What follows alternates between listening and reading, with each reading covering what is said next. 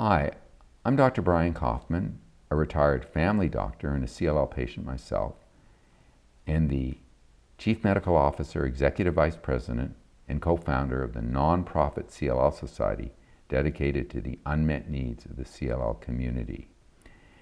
And I'm going to be sharing with you some important research that's been presented at major conferences over the last few months.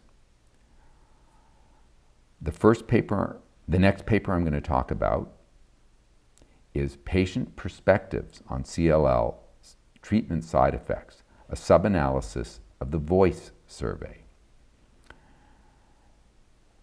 This was presented by Dr. Constantine Tam from the Monash University in Melbourne, Australia, and he led a group of international researchers that presented the real-world survey results at the American Society of Clinical Oncology's huge annual meeting held in Chicago in 2023. What was the bottom line that they found?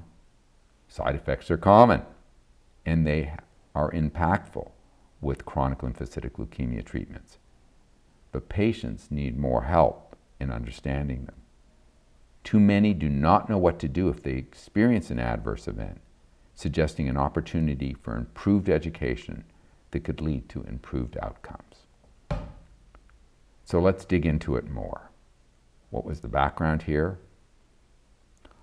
All chronic lymphocytic leukemia or CLL treatments, from chemotherapy to the latest targeted drugs, have associated adverse events, or as patients more commonly call them, side effects.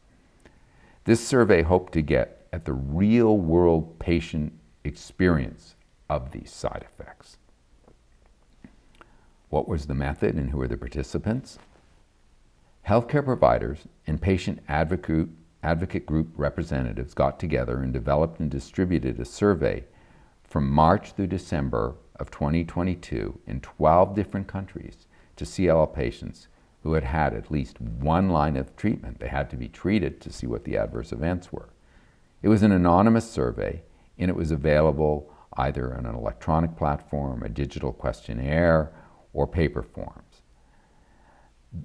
This sub-analysis, looking at just part of the data, was presented at ASCO, the American Society of Clinical Oncology, and it included items regarding the side effects during the treatment interval.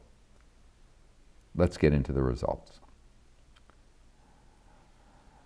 Treatment side effects had a moderate or high impact on 27 to 43% of patients in every domain that was looked at. 27 to 43% of patients had side effects in every domain that was looked at. What were those domains? 43% had some physical side effect. 36% had a psychological side effect. 27% had a social side effect. 30% had an emotional side effect, and 31% had a side effect that affected them at work. Most patients, 300 of the 370, or 81%, said that they would discuss any side effects they had with their physician always or sometimes. However, 117 of 277, or 42%, wanted more information about the benefits and the side effects associated with their treatment, and they wanted that primarily via the internet. When asked how they would respond to common side effects, most patients said they'd consult their physician first.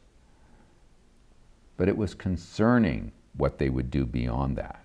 It was concerning to discover that more than 10% of them would continue treatment if they developed an irregular heartbeat or cardiac arrhythmia or other cardiac problems. They wouldn't stop the medicines. But 21% would continue the medicines if they developed hypertension. A similar 11% would continue treatment if they had an infection. But 23% of them would consider stopping treatment without medical advice if they developed a skin cancer. So what can we conclude from this? Side effects from CLL impact substantially in multiple areas of the patient's life. The responses suggest that there's a need for better communication about the side effects and to help patients be guided to reliable information about their treatment online with sources such as CLL Society. This isn't just for patient comfort or convenience. Their willingness to stop or continue treatment in response to various side effects, including cardiovascular or cancer-related events, suggest a potentially dangerous knowledge gap regarding the risks associated with these events and could negatively impact their care. The real-world data wakes us up to the fact that we need improved patient educational efforts, such as those provided by CLL Society, that could help patients and improve their outcomes. We have more work to do. If you want to read and get more into the weeds on this trial, take a look at the original ASCO 2023 abstract, Patients' Perspectives on CLL Treatment Side Effects, a sub-analysis of the VOICE survey. Thanks for your attention. Stay strong. We are all in this together.